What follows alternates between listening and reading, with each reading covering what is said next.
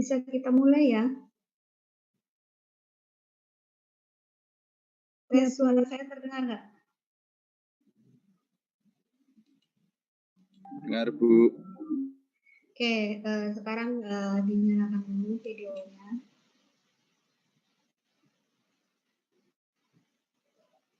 Biar kelihatan wajah-wajahnya yang ganteng, cantik, soleh, solihah.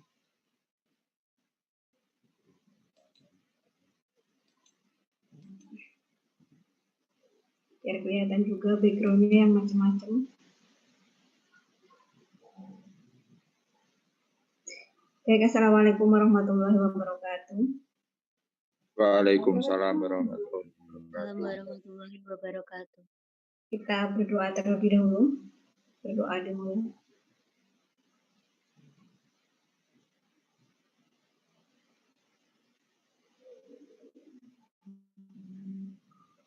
Saya absen dulu ya, bentar.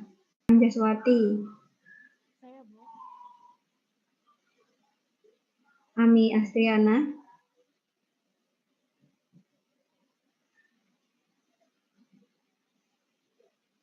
Kifayatul Ahyar.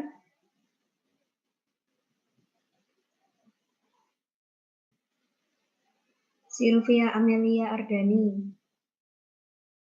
Hadir, Bu. Dian Amelia.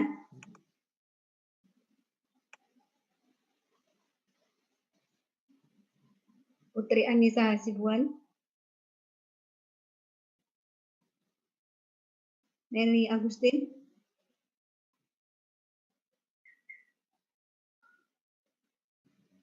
Vidya Luciani. Hadir, Bu. Syarifah Salma. Hadir, Bu. Khairunisa. Bu. Hadir, Bu. Salwa Nabela. Bu. Anita Rahayu. Hadir, Bu.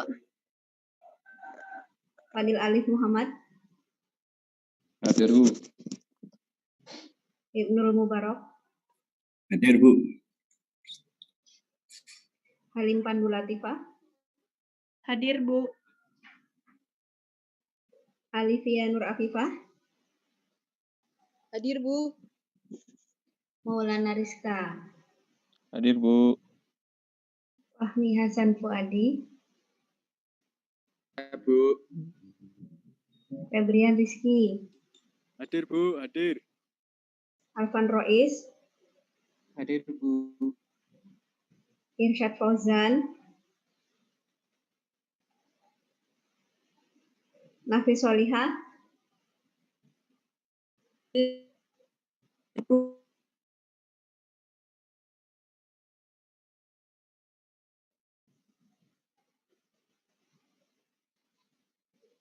Khairul Arifah. Hadir, Bu. Meliana Alfi. Hadir, Bu. Sakinatullah Ulia. Hadir, Bu. Syafa Yulita. Sofa Hadir, Bu. Yulita. Hadir. Nurul Intiqomah. Hadir, Bu. Oke. Mas host, saya udah bisa share screen belum ya?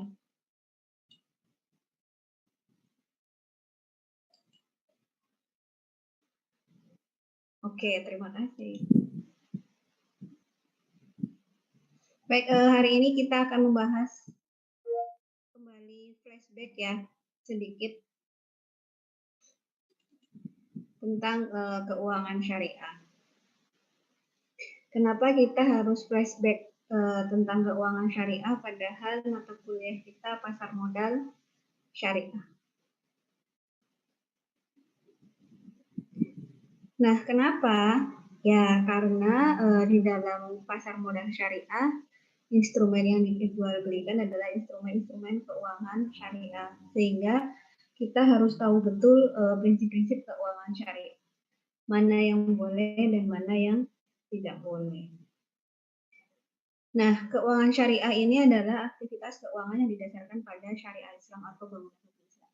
Aktivitas keuangan itu contohnya seperti apa? Misalnya untuk kita pribadi, contoh aktivitas keuangannya itu seperti apa? Untuk perusahaan tentu berbeda ya aktivitas keuangannya dengan individu. Mbak Syafa, contoh aktivitas keuangan untuk pribadi. Jadi aktivitas keuangan Mbak Syafa itu apa aja? Aktivitas keuangan belanja gitu. Belanja mengeluarkan uang ya. Iya. Mengeluarkan uang terus gitu, nggak ada pendapatan. Belum, Bu. Belum ada, kalau pendapatan sendiri belum ada. Nah, aktivitas keuangan kalau kalian mahasiswa ya kebanyakan memang hanya ini ya. Sumber pendanaannya masih dari orang tua jelas, jadi kalian hanya mengeluarkan uang untuk belanja. Nah, kalau perusahaan tentu berbeda. Aktivitas keuangan perusahaan ada pendanaan dan ada investasi. Dia harus mencari sumber dana yang halal dan murah dan menginvestasikan pada investasi yang halal tetapi untungnya banyak. Maunya kan begitu.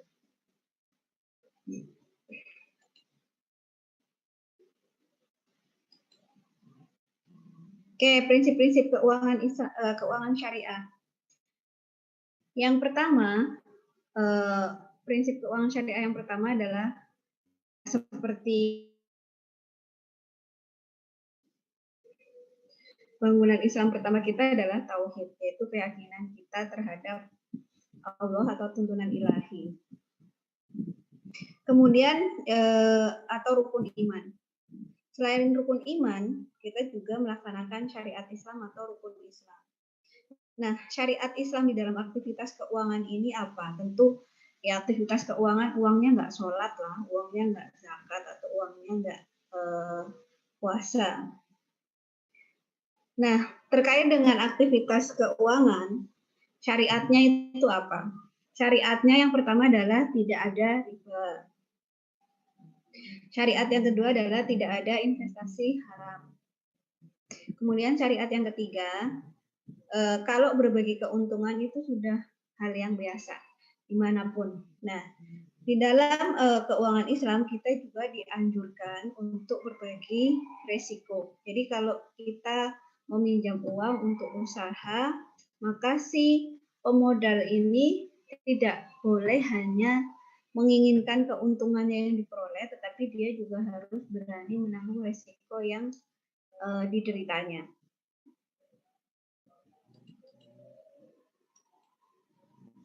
Nah, seperti dulu pernah saya terangkan, mungkin mata kuliah manajemen keuangan syariah ya. Jadi hal-hal yang dilarang di dalam keuangan syariah, hal-hal yang mendasar banget gitu ya. Ada riba. Riba itu kalau mau ya, sekarang contohnya ya bunga, tapi bunga ini kan juga masih kontroversial. Ada yang mengatakan bunga itu haram, ada yang mengatakan bunga itu tidak haram. Kemudian yang kedua adalah ghoror atau ketidakpastian. Yang ketiga adalah penipuan dan yang keempat adalah judi. Jadi ketika kita melaksanakan aktivitas keuangan, maka kita harus menghindari minimal 4 hal ini.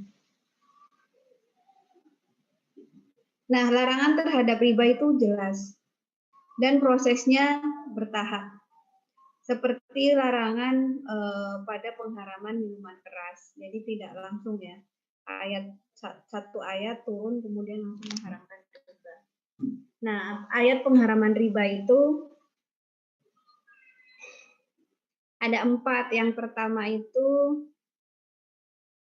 digambarkan bahwa sebenarnya riba yang dianggap baik itu tidak sebaik kalau kita mengeluarkan sedekah atau zakat. Kemudian yang kedua, orang yang memakan riba digambarkan seperti orang yang mabuk atau kerasukan setan. Pada tahap larangan yang ketiga, riba itu dilarang, tapi yang dilarang itu baru yang riba yang berlipat ganda.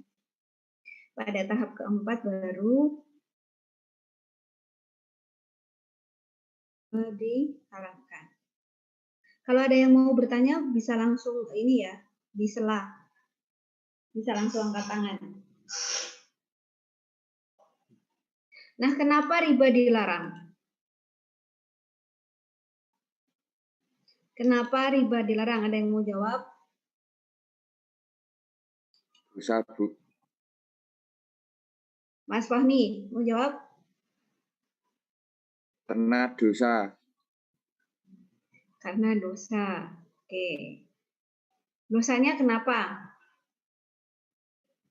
Ya karena udah dilarang sama agama tuh, Bu. Jadinya kalau dilawan ya dosa. Oke, karena dilarang oleh agama dilakukan dosa. Ada yang lain?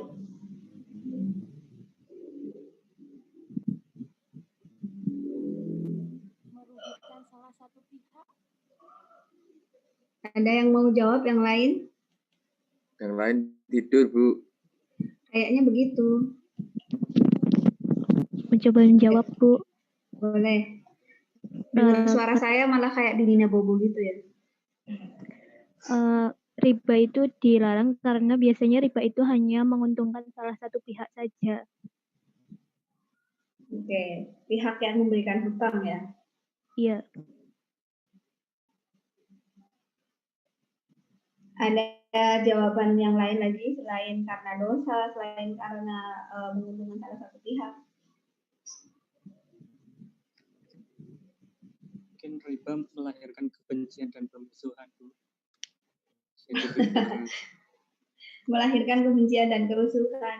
Kebenciannya di mana? Orang utang kan ya memang butuh. Merampas itu sih, Bu, merampas hak orang lain, kayak membayarnya dilebih-lebihkan.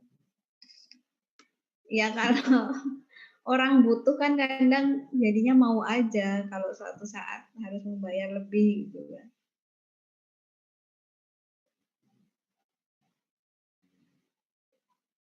Oke, yang pertama memang karena riba itu dilarang. Al-Quran melarang riba, bahkan larangannya itu ada 4 tahap ya. Jadi proses melarangnya itu nggak cuma sekali, ya, 4 kali. Kemudian yang kedua memang jadi ada eksploitasi, bukan curang ya, tapi lebih ke eksploitasi. Karena kalau curang kok seakan-akan salah satu pihak nggak tahu, padahal kedua belah pihak yang sepakat tentunya mereka sudah tahu bahwa misalnya saya berhutang maka suatu saat saya harus mengembalikan lebih. Jadi eksploitasinya di mana? Yang pertama, kalau riba itu kan tambahan pada pokok hutang ya, atau modal pokok. Misalnya saya berhutang untuk kepentingan konsumsi. Jelas itu tidak adil bagi saya karena saya jangankan untuk mengembalikan pokok lebihnya. Mengembalikan pokoknya saja saya susah karena itu hutangnya untuk konsumsi. Karena saya sangat-sangat membutuhkan itu. Nah, tetapi ada dalil yang bisa digunakan untuk menghalalkan bunga atau riba. Ketika misalnya yang berhutang adalah pengusaha atau pebisnis. Dia berhutang tentu untuk kepentingan bisnisnya. Yang dengan hutang itu bisnisnya menjadi lebih besar. Ketika bisnisnya menjadi lebih besar, maka keuntungannya menjadi lebih banyak.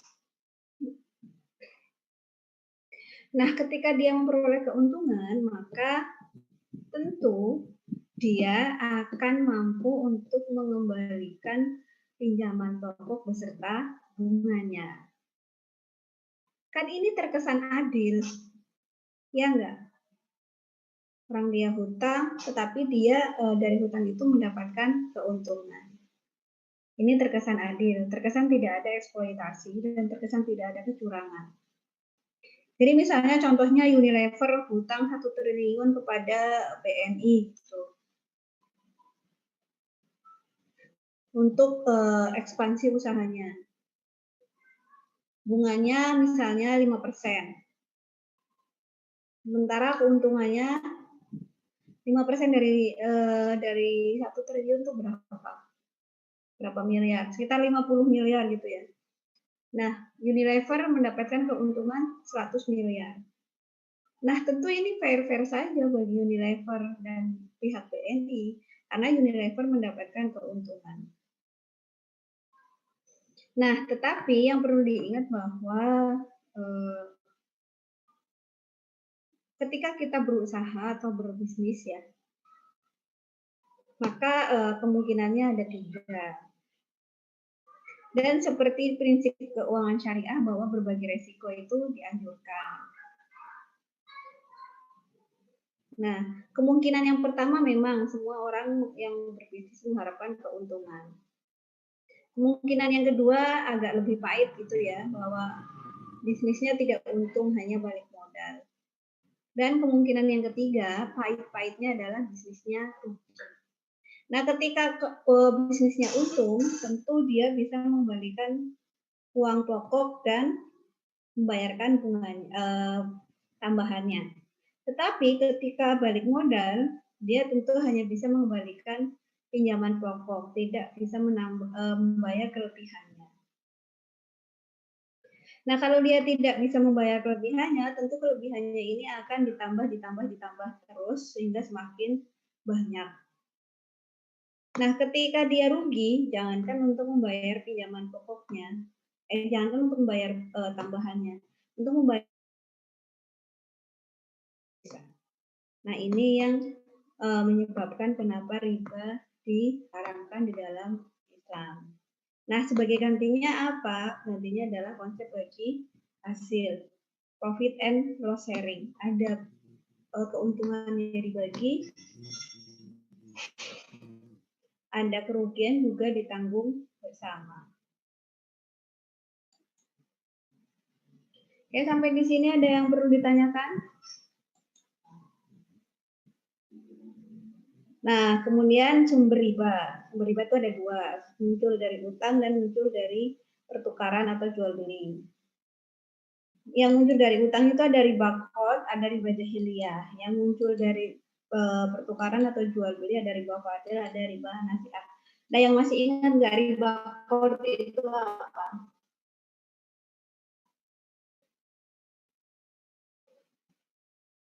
Riba qard.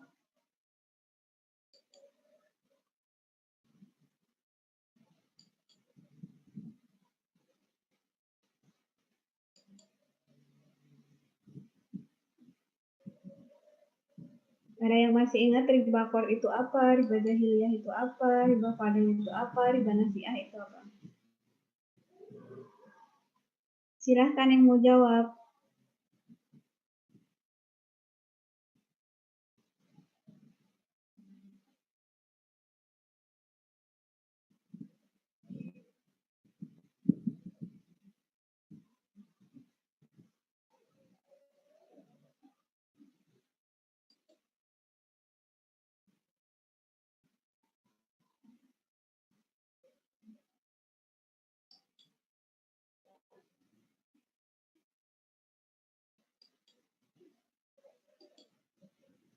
Mbak Meli Agustin.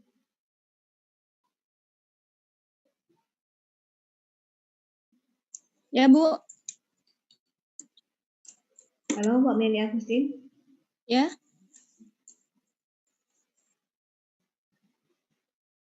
Nggak lagi tidur kan? Enggak. Oke, silahkan coba dijawab memilih antara riba qard, riba jahiliyah, riba fadil, dan riba nasi'ah.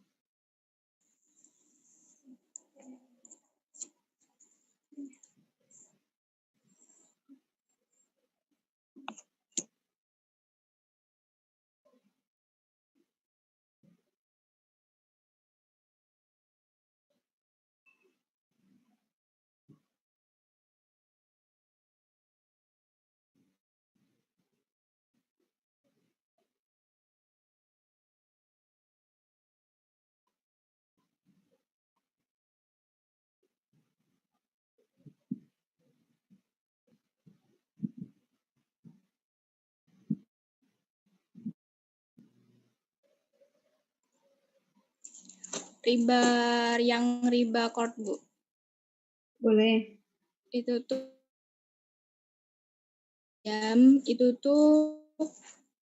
kalau mengembalikan uang tuh kayak ada lebihnya kayak gitu, Bu. Jadi tuh mengembalikan uangnya itu ditambah kelebihan dari uang itu. Jadi tuh uang ditambah 100.000 kayak gitu, Bu, misalnya. Kalau nggak salah.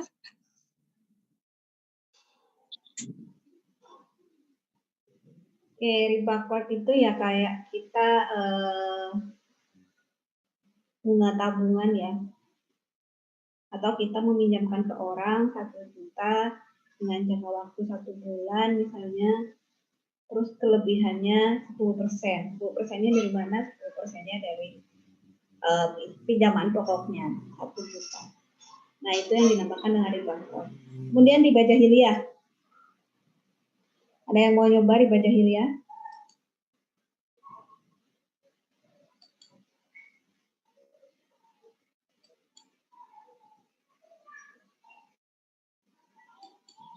Saya, Bu. Boleh. Jadi riba jahiliyah itu tambahan yang dikasih gara-gara dia telat membayar, tidak sesuai dengan tempo yang ada. Tidak bisa membayar pada saat jatuh tempo. Oke, itu tambahan karena ini ya, denda. Biasanya sanksi. Karena dia tidak bisa membayar pada saat jatuh tempo, maka bunganya menjadi berlipat ganda. Kayak riba fadl, riba nasi'ah, riba yang dari jual beli. Sebenarnya kalau zaman sekarang, riba fadl dan riba nasi'ah itu hampir tidak ada ya. Karena riba fadl atau riba nasi'ah, riba di dalam pertukaran atau jual beli itu, kita mempertukarkan barang yang sama. Kan sekarang jarang ya kita mempertukarkan barang yang sama. Minimal 2 hal yang berbeda. Antara uang dan barang. Antara uang dan kertas misalnya, kertas folio gitu. Ya berapapun harga kertas, misalnya 1 kertas dihargai dengan 100.000 ya nggak apa-apa, karena itu sudah 2 hal yang berbeda. Tetapi ketika uang dengan uang, maka 100.000 ya harus diganti dengan 100.000. Entah itu 100.000-nya 10 ribuan 10 atau 1000-an 100 ya tetap nominalnya harus sama. Kayak tukar menukar kalau lebaran itu ya. Kalau 100.000 ya harus ditukar dengan 100.000. Nggak boleh 100.000 kemudian ditukar dengan 90.000.